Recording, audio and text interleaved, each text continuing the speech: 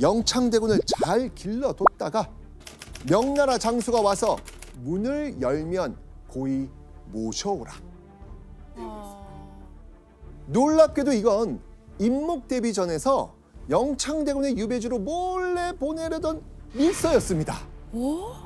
근데 선생님, 밀서인데 어떻게 이게 광해군이 볼 수가 있는 거죠? 그죠? 이것도 그죠? 약간 뭔가 김계시가 연루가 돼가지고 뭔가 시켰다든지 뭐 조작한 게 아닌가. 말이 안 되는 것 같아서. 자, 김계시는요, 영창대군이 유배를 간 뒤에 임목대비전 궁녀에게 몰래 접근을 합니다.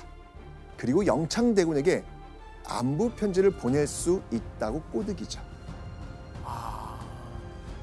자, 그 말을 들은 궁녀는요, 이걸 대비전에 알렸고요. 대비전 상궁이 안부 편지를 씁니다. 네. 자, 여러분들, 김계시 손에 들어간 편지, 그 안부 편지 곱게 그대로 전달이 됐을까요? 아니죠.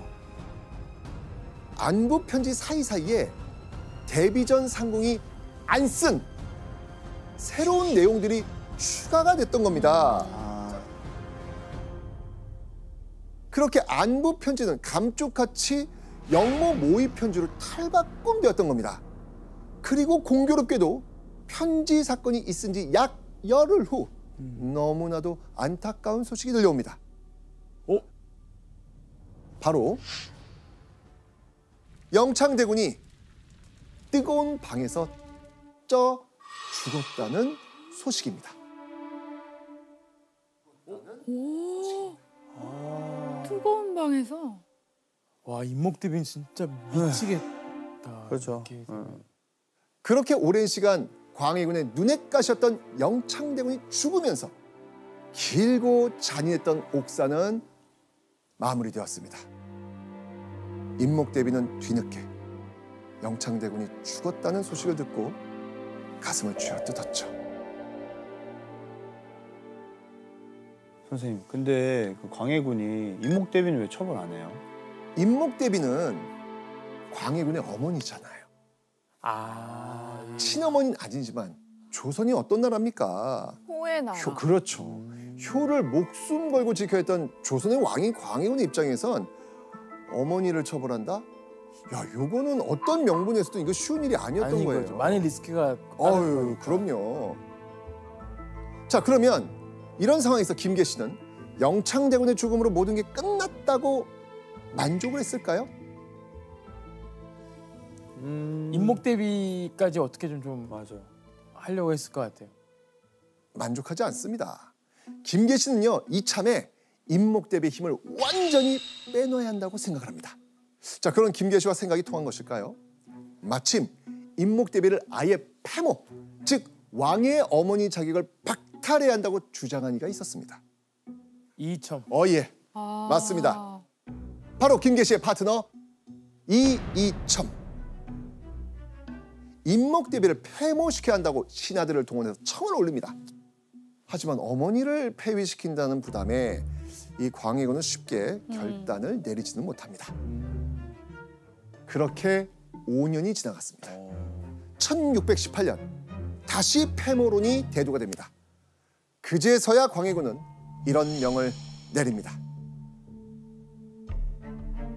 지금 이후로는 서궁으로만 칭하고 대비라 칭하지 말라. 공식적으로 대비에서 패하고 서궁, 지금의 덕수궁에 가두라는 명, 바로 서궁유패였습니다. 조선 500년 역사상 유일무이하게 동생을 죽이고 어머니를 패한 패모 살죄를 저지른 그 왕이 바로 광해군입니다. 그리고 광해군이 패모 살죄를 하기까지 그 막후에서 판을 짠 사람, 광해군이 가장 총애한 김계시였습니다.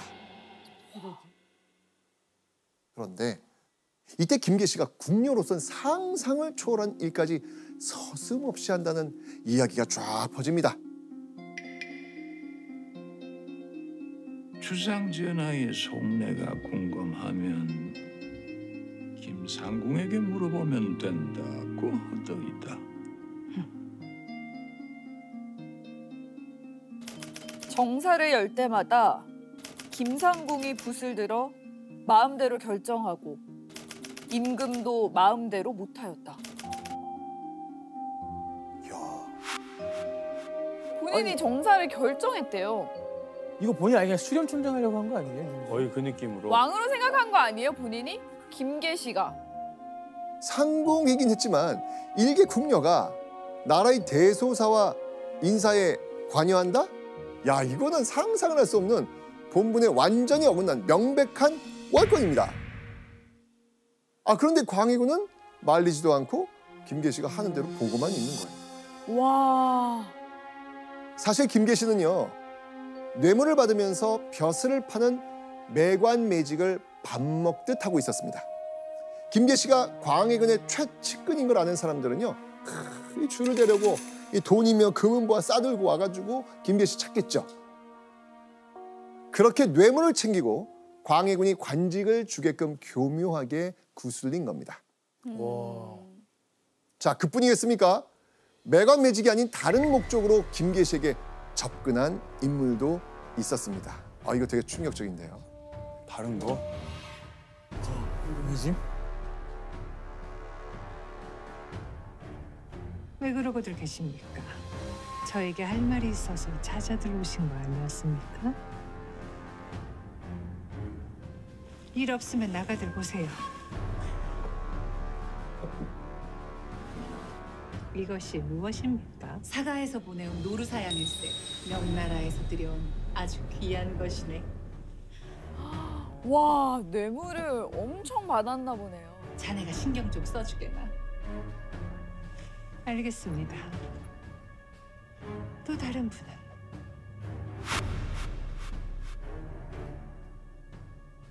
왜 여인들이 바치지?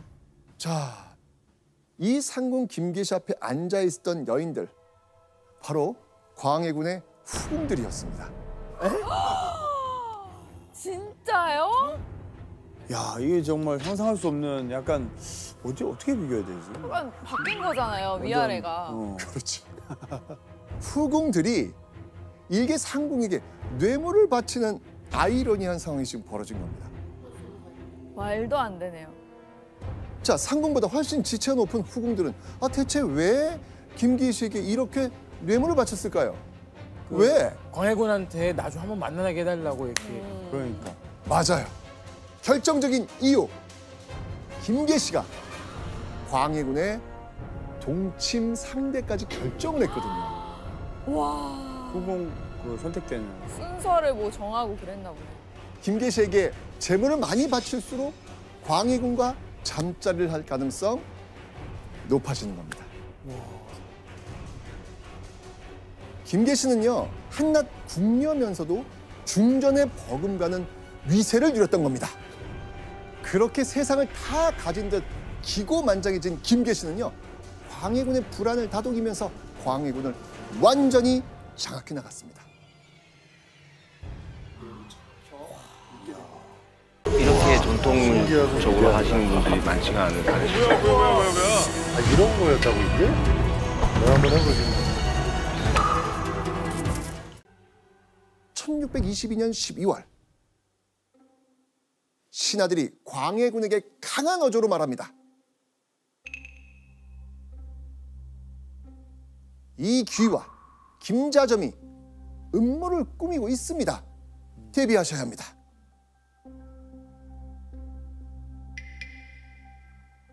자, 이귀, 김자점 이 둘은요, 한때 광해군과 일은 했지만 정계에서 소외당하고 있었던 인물들이었습니다.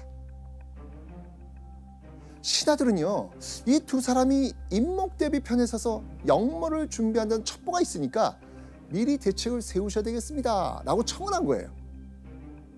이때 광해군이 뭐라고 했을까요? 광해군은요, 이렇게 얘기합니다.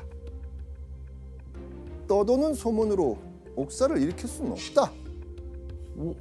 갑자기 그렇게 얘기한다고요?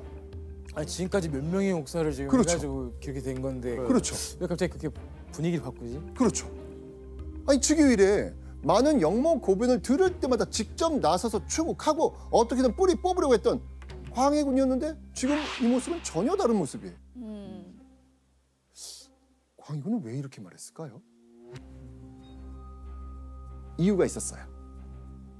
연려실 기술에서는요, 광해군이 바로 이 영모 고변을 들었을 때 누군가 옆에서 이렇게 속삭였다고 전합니다. 가소롭습니다. 김자점은 충성스럽고 한미한 선비에 불과한데 무슨 권력이 있어서 다른 모의를 할 것입니까? 김자점이 영모를 저지를 리가 없다라는 겁니다. 그러니까 누군가 무시해도 된다라고 그렇지. 얘기를 왕에게 한 건데. 그렇죠. 광해군 옆에서 이렇게 말한 사람 바로 김계시였습니다. 김계시는요, 김자점은 충성심이 강한 인물인데다가 영모를 일으킬 만한 힘도 없는 인물이라면서 콧방귀를 낀 겁니다. 그렇게 김계시의 말을 믿고 안심하고 있었던 광해군. 그런데 1623년 3월 10일 밤 후궁들을 옆에 끼고 잔치를 즐기던 광해군이 후다닥 내시의 등에 업혀 궁궐담을 넘는 초유의 사태가 벌어집니다. 왕의 체면 따윈 버리고 궁에서 멀리 도망친 광해군은요, 곧 군사들에게 붙잡혀 끌려옵니다. 오? 바로 인조 반정이 일어난 겁니다. 아, 인조반정. 반정 세력은요, 새벽에 천여 명의 군사를 동원해서 단숨에 창덕궁을 장악합니다. 그렇게 조선 역사상 두 번째 반정을 통해 인조가 16대 왕으로 즉위했던 것이죠. 자, 그렇다면 그 인조 반정의 주동자들은 과연 누구였을까?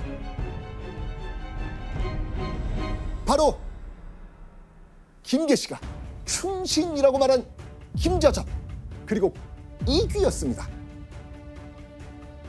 와. 그 말이 결정적이었네요. 믿어도 된다고 했다는 말. 자, 그런데 김계시의 성향으로 볼 때 반정 사실을 몰랐을까요?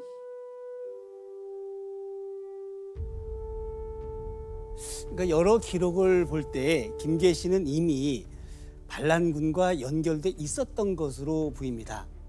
반란이 일어나는 게 기정사실인 상황에서 자신의 살 길을 모색했던 것으로 보여지고, 반란이 일어나더라도 광해군의 눈과 귀를 가려줬으니까 자신을 죽이지 않으리라고 생각을 했던 거지요.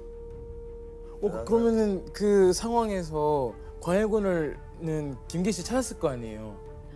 그러니까. 근데 근데 그쪽 없어. 편이니까. 와, 대박이다.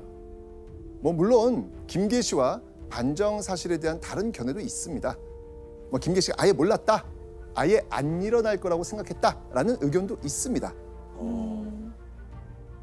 하지만 사실 김계시가 어떤 의도를 가졌든 김계시의 말이 결정적으로 광해군의 눈과 귀를 가렸고요, 결국 광해군이 패위를 당하는 데 영향을 준 건 사실입니다.